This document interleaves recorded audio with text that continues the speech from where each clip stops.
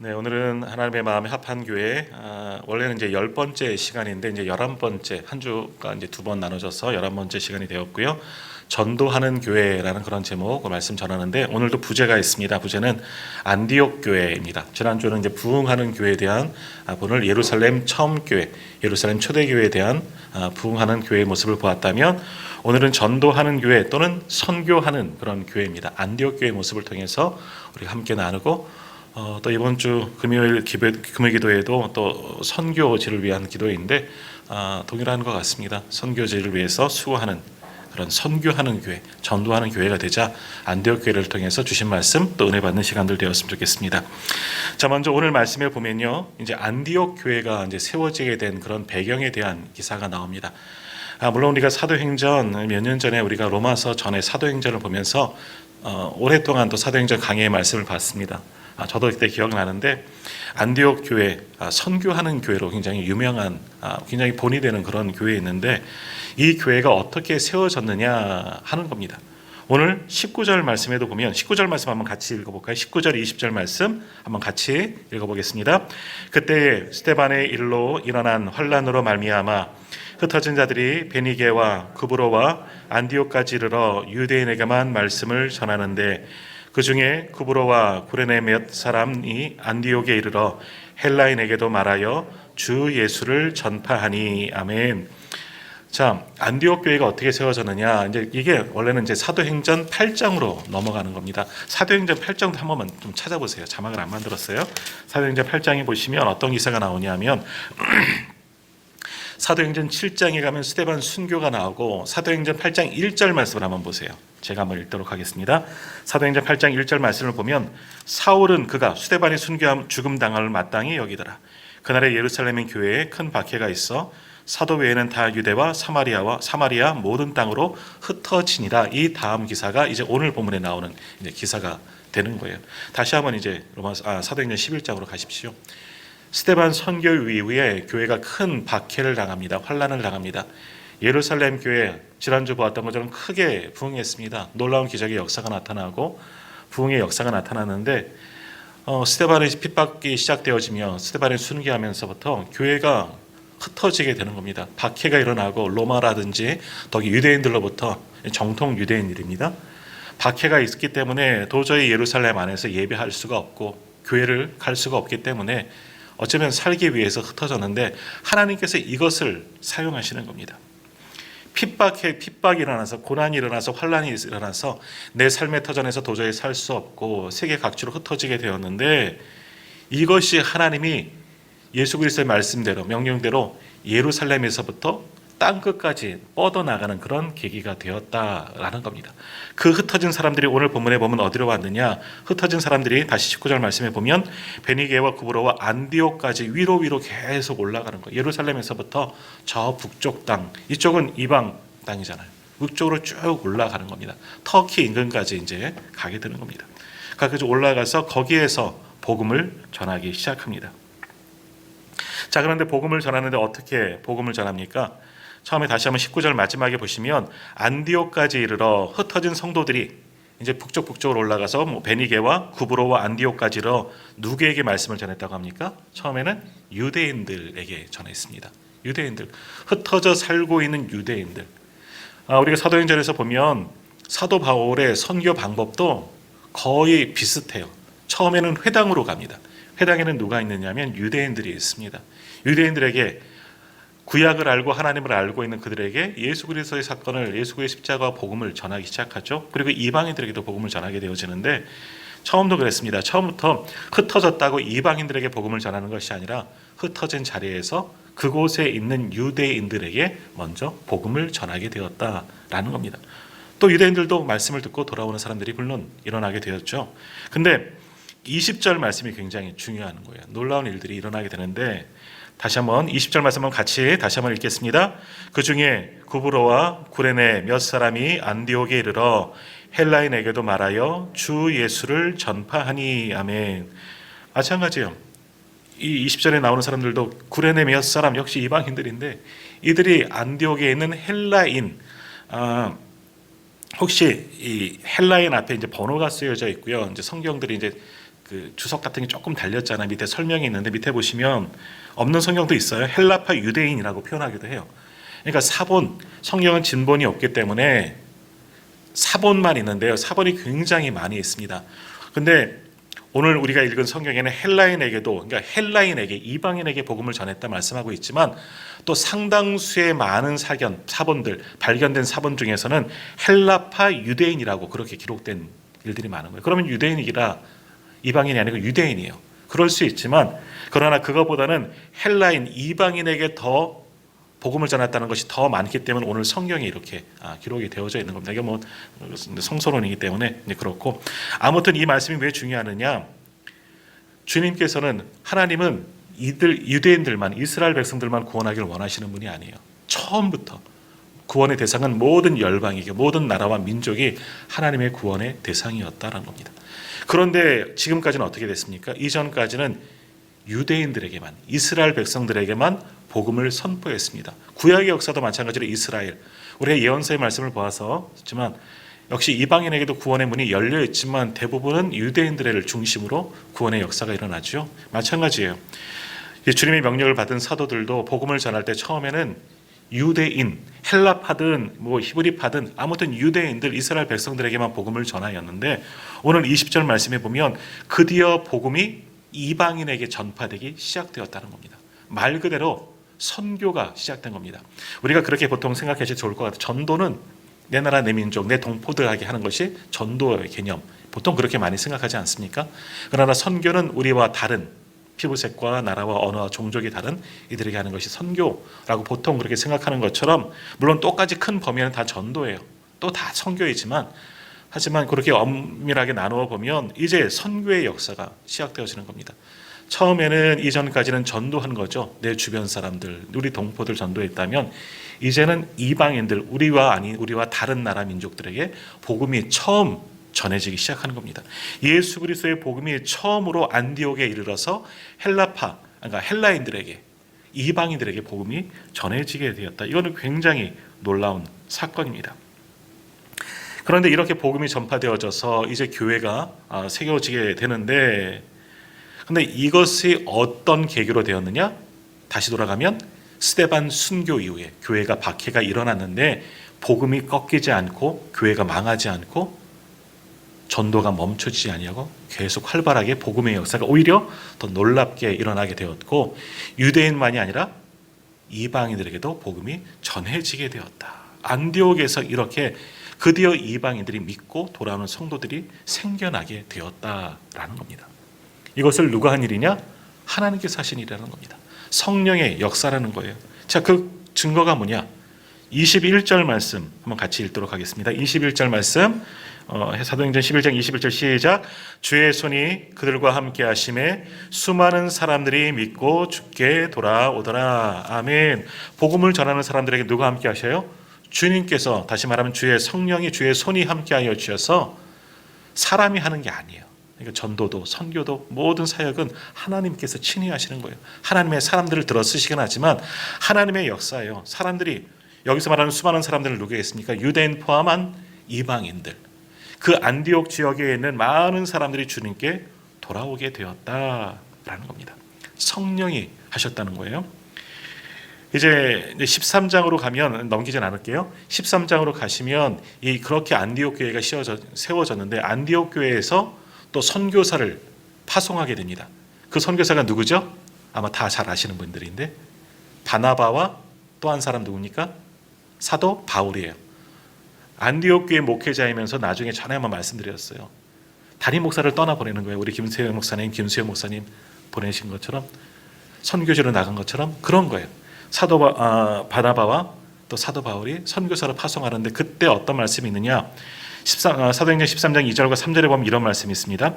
주를 섬겨 금식할 때 성령이 이르시되 내가 불러 시키는 일을 위하여 바나바와 사울을 따로 세우라 하시니 이에 금식하며 기도하고 두 사람에게 안수하여 보내니라. 안디옥 교회가 선교 받아서, 복음을 전해 받아서 이방인들 중심으로 교회가 세워졌는데 몇 년이 지나자 또 그 교회가 선교사를 파송하는 장면이에요. 근데 그때 어떻게 파송했느냐? 교회는 금식해요. 금식 기도하고요. 성도들이 마음과 뜻을 합쳐서 금식하며 기도하면서 선교사를 파송하는데 누구의 뜻대로? 성령이 이르시되 내가 불러 시키는 일을 위해 하나님께서 지금 보내신다는 거예요. 누구를? 사도 바울과 바나바를 보내시겠다는 겁니다. 성령의 역사라는 겁니다.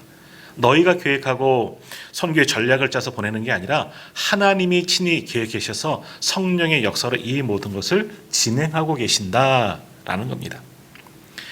그러니까 안디옥 교회에 복음을 전하게 된 것도, 그렇기 때문에 그 전에 환란이 일어난 것도 어찌 보면 성령님의 역사인 거예요. 환란을, 핍박을 주는 건 성령님이 아니겠지만 그것을 완전히 역으로 이용하여 주셔서, 완전히 바꿔주셔서 핍박을 계기를 통해서 복음이 이방인에까지 전하게 되고, 이방인 중심적인 안디옥 교회가 세워지고, 또 안디옥 교회에서 또 그들을 위해서 바나바와 바울을 보내는데 이들을 오히려 선교사로 파송하는 그런 일들이, 순환적인 일들이 계속해서 이루어지게 되는 겁니다.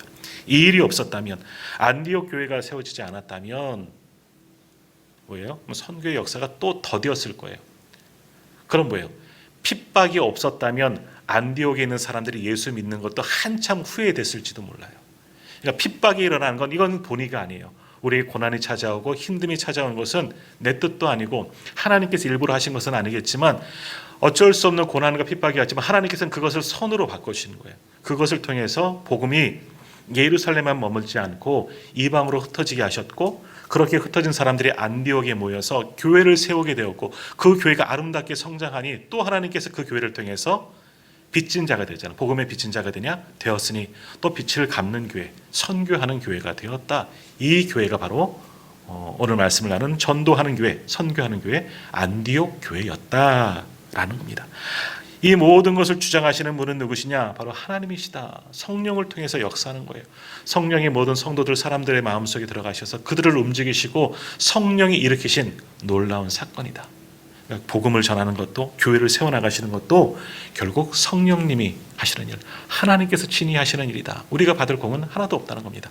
하나님께 영광을 돌리는 모든 일들이 되어져야 한다라는 겁니다. 자, 다시 말씀 봅니다. 아무튼 다시 이제 19절 말씀 보면 스데반 순교 이후에 환난당한 사람들이 안디옥에 모여서 모임을 만들었잖아요. 그 모임이 교회가 되는 겁니다. 안디옥에서 모였기 때문에 그 모임이 교회가 되는 거죠. 그게 안디옥 교회, 건물에 있어서 건축을, 우리는 건물을 생각하지만 건축을 해서 안디옥 교회가 아니라 간판을 달고 안디옥 교회 붙인 게 아니라 안디옥 지역에 있는 사람들이 모였기 때문에, 예수를 믿는 사람들이 모였기 때문에 거기가 안디옥 교회가 된 거죠. 그래서 아주 뜨겁게 예수를 믿고 놀라운 일들이 많이 나타나는 거예요. 다시 한번 21절 말씀 보시면 주의 손이 그들과 함께 하심에 수많은 사람들이 믿고 주께 돌아오더라. 흩어진 사람들이 얼마나 힘들었겠어요.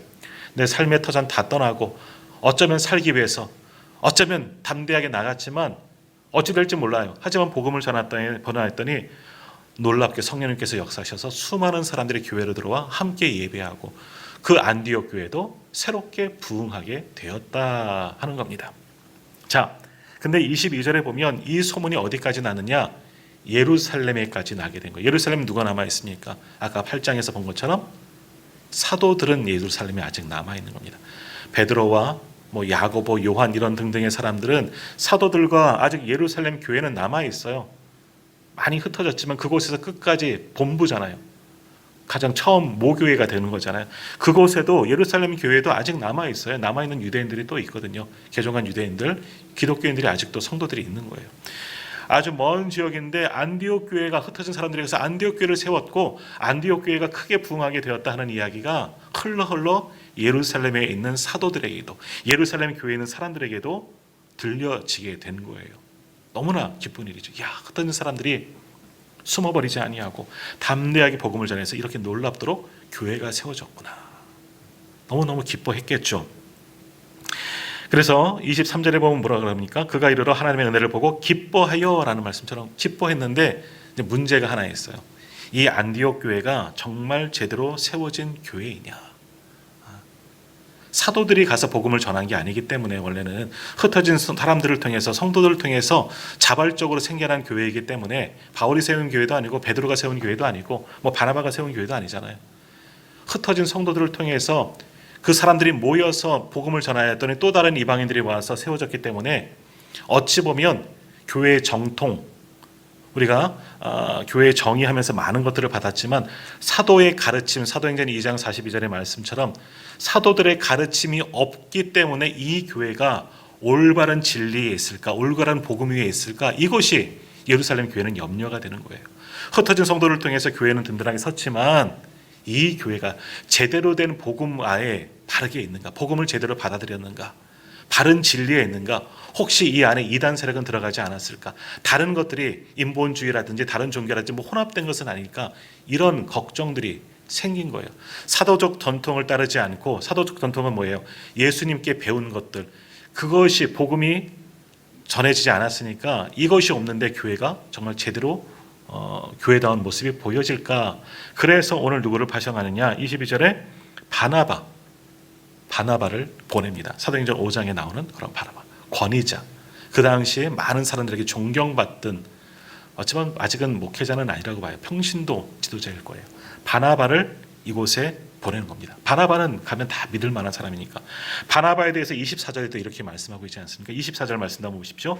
바나바는 착한 사람이요 성령과 믿음이 충만한 사람이라 이에 큰 무리가 주께 더하여 지더라. 바나바에 대해서 믿을 만한 사람이라는 거예요. 착한 사람, 그냥 사람들이 보기에 착한 사람이 아니라 하나님 앞에 선한 사람이라는 겁니다. 의로운 사람이라는 거죠. 또 성령과 믿음이 충만한 사람, 그러니까 예루살렘 교회는 이 안디옥 교회가 부흥하고 잘 성장하였다 하는 이야기를 듣고 대표로 바나바를 파송해서 검증하게 한 거예요. 그래서 바나바가 가서 이 안디옥 교회의 모습들을 살펴보았는데 어때요? 그게 다시 23절인 겁니다. 바나바가 이르러 하나님의 은혜를 보고 하나님께 하신 일들을 본 거예요. 야, 이 교회가 제대로 됐구나. 사도적 전통으로 가르치지 않았음에도 불구하고 흩어진 성도들이 사도적 전통을 잘 가르쳤구나. 진리와 복음을 제대로 가르쳐주고 그 복음 위에, 그 진리 위에 교회가 온전하게 세워졌구나. 기뻐하였다라고 말하잖아요. 그리고 뭐예요? 바나바가 그냥 검증만 하러 가는 것이 아니라 거기서 바나바를 통해서 또 다른 복음을, 바른 복음을 한 번 더 전하게 되었더니 이 중간에 이게 다 생략된 거죠. 그래서 24절 끝에 이에 큰 무리가 주께 더하여 지더라. 아멘. 안디옥 교회가 정말 제대로 된 교회가 맞나 보냈더니 제대로 된 교회가 맞아요. 그러니까 바나바도 기뻐하고 은혜 충만한, 믿음 충만, 성령 충만한 바나바가 또 거기서 힘을 다해서 함께 도와서 사역을 하였더니 안디옥 교회가 더 크게 부흥하고 많은 사람들이 주님께 돌아오는 역사가 일어나게 되었다. 예루살렘에 있었던 초대교회의 그 모습 그대로가 여기에서도 동일하게 일어나게 되었다라는 겁니다. 또 그러다 보니 어떻게 하겠습니까? 혼자서는 감당하지 못하는 거예요. 바나바 혼자, 목회자 혼자서는 감당하지 못하니까 도울 동역자를 또 하나 세우죠. 그래서 25절에 보면 뭐랍니까? 바나바가 사울을 찾으러, 그러니까 아직 이름이 변하기 이전에 사도 바울이 전하기 이전에 사울이죠. 사울을 찾으러 다소에 가서 만남에 안디옥으로 데리고 와서 둘이 교회에 1년간 모여 큰 무리를 가르쳤고 제자를 세웠다는 겁니다. 동역자로, 이제 어찌 보면 바나바가 이제 담임 목사가 된 거죠. 담임 목사로 바나바가 있고 동역자로 부목사 겸 어쩌면 공동 목사인 것 같아요. 목사로 쉽게 말하면 다소에 있는 사울, 아직 이제 완전히 사역을 시작한 건 아니지만 사울을 데려다가 안디옥에서 둘이 공동 목회를 하게 되었다라는 겁니다. 그래서 말씀을 전하고 주님의 도를 가르쳤더니 어떻게 돼요? 큰 무리를 가르쳤고 제자들이 안디옥에서 비로소 그리스도인이라 일컬음을 받게 되었더라. 그리스도인이라고 우리를 스스로 부르는데 처음 시작이 여기입니다. 안디옥 교회에서 처음 그리스도인이라, 예수님의 제자들, 예수님의 종들, 예수 믿는 사람들, 뭐 이런 뜻을 다 가지고 있죠. 좀 안 좋게 말하면 예수쟁이들, 이렇게 얘기하는 거예요. 안디옥 교회가 얼마나 예수를 잘 믿었으면, 예수의 말씀을대로 순종하고 그렇게 살아갔으면 이제 그들을 가리켜, 야, 저들은 예수쟁이야, 저들은 그리스도인이야, 그리스도의 참된 제자구나, 이러한 소문이 거기서부터 난 거예요. 안디옥 교회가 그런 전통을 세웠더니 이제 우리를 그 다음부터는 그리스도인이라고 그렇게 말하지 않습니까? 바로 그렇게 성장하게 되었다. 바나바와 사울이 공동으로 함께 수고하고 헌신하고 그렇게 제자들을 가리키고 말씀을 바르게 전하였더니 교회가, 안디옥 교회가 더욱 든든히 서게 되었고, 그리스도인, 저기는 참된 성도들이다, 진짜 교회다, 그런 크게 칭찬받는 교회가 되었다. 그렇게 말하고 있습니다. 자, 이 정도만 봐도 교회가 얼마나 안디옥 교회가 든든하게 세워졌는지 알 수 있는데, 그렇게 바른 말씀과 말씀에만 머물러 있는 것이 아니라 이제 더 한 걸음 나가서 이제 세상을 둘러보기 시작하는 겁니다. 좀 내려가셔서 27절과 27절에서 30절까지의 말씀 한번 보세요.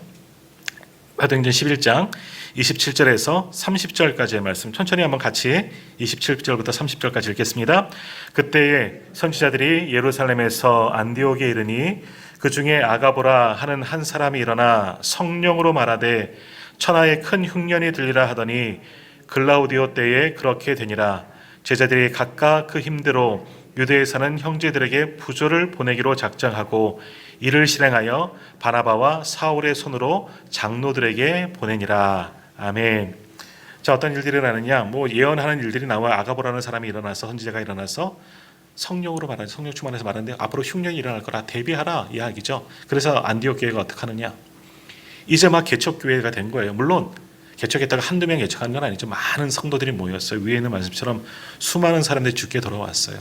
근데 아직은 개척 교회예요. 어떤 기틀도 없고 말씀으로만 충만하고 은혜로만 충만하지만, 근데 거기가 아니에요. 은혜를 받은 것을 나누기 시작하는 교회가 되었어요. 어떻게 했느냐? 예루살렘에 흉년 들었다는 이야기도 듣는 거예요. 예루살렘 모교회가 어려움에 빠졌다 하는 이야기를 듣고 어떻게 합니까? 부조를 형제들에게, 유대에 사는 형제들에게 부조를 보내기로. 우리가 보통 뭐 결혼식이나 이런 거 부조한다 많이 표현하잖아요. 똑같은 거예요. 다시 말하면 구제헌금 보내기 운동을 한 겁니다. 우리가 금식 헌금도 한 것처럼 예루살렘에 있는 우리 모교회잖아요. 거기에 어려운 이들을 위해서 구제 헌금을 보내기로 작정하고 그것을 실행해서 정말 헌금을 모아서 누구에게? 바나바와 사울의 손에 맡겨서 장로들에게, 여기서 말하는 장로들은 유대에 있는, 예루살렘에 있는 사도들을 이야기하는 겁니다. 그들에게 보내게 되었다는 겁니다. 받은 은혜를 함께 나누는 거예요. 근데 이것이 안디옥 교회만 있었는데 예루살렘 교회도 일을 했잖아요. 우리가 지난번에 직분자 세우는 말씀도 함께 보았습니다. 7 집사, 스데반, 빌립을 통해 포함한 7명의 집사를 세울 때 왜 피웠습니까? 구제하는 일에, 교회가 구제하는 일에 나누어지니까 헬라파와 히브리파가 있고 헬라파가 구제받는 일에 많이 소외되니까 그러기 위해서 일꾼 세웠다 말씀하잖아요. 교회는 이렇게 구제하고 돕고 사랑하는 일이, 사랑을 나누는 일이 당연한 일인 겁니다. 교회 사역 중에 5가지 사역 중에 한 가지가 구제, 봉사하는 사역인 겁니다. 그러니까 이것만 봐도 지금 안디옥 교회가 바른 전통을 받아들이고 예루살렘 교회가 구제하고 어려운 일 돕고 그렇게 실천했던 것처럼 가르쳐 주지 않았는데도 동일하게 어려운 이들을 돕는 구제 사역도 함께하는 교회가 되었다는 겁니다. 그러니까 지금 말씀드리고 싶은 것은 뭐냐? 안디옥 교회가 어려움 가운데 세워졌어요. 흩어진 성도를 통해서 세워졌지만 사도들의 가르침도 없었지만 아주 든든한 교회, 어떤 교회와도 귀한 교회가 됐어요. 말씀의 전통도 바나바와 사울을 통해서 또한 잘 배웠고 많은 수가 일어날 정도로 크게 부흥하는 교회였고 또 교회의 모든 사역 빠짐없이 다 했다는 거예요. 대표적인 게 구제 사역도, 어려운 이웃들도 돕는 이런 사역들을 잘 감당하는 아주 아름다운 교회로 안디옥 교회가 성장하게 되었다라는 겁니다. 그리고 13장으로 가면 어떤 일들이 있느냐? 그랬던 교회가 또다시 선교사 사도 바울과 바나바를 파송하는 그런 선교하는 선교지향적인 교회로 거듭나게 되었다. 우리에게 너무나 귀감이 되어주는 그런 교회였다는 겁니다. 자, 오늘 말씀 한번 정리합니다. 안디옥 교회, 정말 박해로 인해서 예루살렘을 떠날 수밖에 없던 성도들을 통해서 교회가 시작되었습니다. 처음으로 이방인에게, 이방 땅에 가서 이방인에게 복음을 전했는데 이방인들의 교회로 들어와서 안디옥 교회라는 곳이 세워졌습니다. 사도들이 가서 사역하는 건 아니지만 바른 사도적 전통, 예수 그리스도 복음을 잘 계승하고 그것을 발전시켰고 그것을 가르치고 제자로 만들었고 또 예루살렘에서 파송된 바나바와 또 사울을 통해서 교회가 바른 가르침으로 더욱 든든하게, 뿌리부터 든든하게 세워진 교회가 안디옥 교회가 되었다. 또 구제하고 여러 가지 돕는 사역도 충분히 감당하여서 교회다운 교회로 거듭난 교회가 안디옥 교회가 되었고 한 걸음 더 나아가서 금식하면서 기도하면서 자신들에게 보내줬던 오히려 이 목회자들 바나바와 사도 바울을 파송하면서 선교를 후원하고 지원하는 선교 지향적인 교회로 거듭난 교회가 안디옥 교회가 되었다라는 겁니다. 이런 교회는 지금 우리가 닮아가는 교회가 되어져야 한다라는 겁니다. 교회가 어느 정도 부흥하게 되면 개척을 하고 어느 정도 성장하다면 그 다음부터는 나누는 교회가 되어져야 하는 겁니다. 어려운 이웃들과도 나누고 복음을 나누고 또 교회를 세워나가는 그런 교회가 되어져야 하는 겁니다. 그것을 지금 잘 보여준 교회가 오늘 우리가 말씀을 나눈 안디옥 교회였다라는 겁니다. 그들은 아주 큰 교회에서 감당이 있느냐? 아니에요. 그들도 똑같습니다. 어려운 가운데 아직은 부족하고 정말 초신자들만 가득한 교회였지만 그 안에 성령으로 충만한 역사가 일어나고 성도들이 믿음 생활 든든하게 하니까 뜨거운 열정으로 사로잡혀서 말씀 가운데 살아가니까 이런 놀라운 역사가 일어나는 큰 교회로 정말 전도하고 부흥하고 성장하는 구제하는 아름다운 교회로 거듭나게 되었다. 또 오늘날 우리 교회 이 땅에 있던 교회들에게도 본이 되어지는 교회가 오늘 함께 나눈 안디옥 교회였다라는 겁니다. 바라기는 오늘 예배하는 우리 교회가 바로 이런 안디옥 교회처럼 든든하게 서는 교회 되기를 간절히 소망합니다. 안디옥 교회처럼 전도하고 구제하고 바른 말씀의 전통 가운데 서 있는 우리 교회가 되기를 간절히 소망합니다. 더욱이 종종 말씀드렸지만 선교하는 교회는 결코 망하지 않습니다. 멈추지 않습니다. 어려워도 선교 지향적이고 아무튼 선교하기 위해서 애쓰고 수고하는 교회, 또 우리 교회 온누리 교회 아닙니까? 온누리의 복음을 전하는 교회 아니겠습니까? 이런 전통을 이어나가면, 이것을 우리의 전통으로 만들어 나가면 하나님께서 또한 우리 교회를 통해서 놀라운 선교의 역사 반드시 이루어 주실 줄 믿습니다. 언제까지 전도해야 합니까? 언제까지 선교해야 합니까? 모든 나라와 민족이 주님께 돌아오는 그날까지. 그날이 주님 오시는 날이에요. 그때까지 이 선교의 열정, 안디옥 교회처럼 정말 열심을 다하여 수고하는 우리 교회가 되기를 원하고, 우리 교회를 통해서 정말 많은 나라와 민족이 주님께 돌아와 하나님이 기뻐하시는 선교의 역사가 온 땅에 일어나기를 간절히 소망합니다. 기도하겠습니다. 하나님 고맙습니다.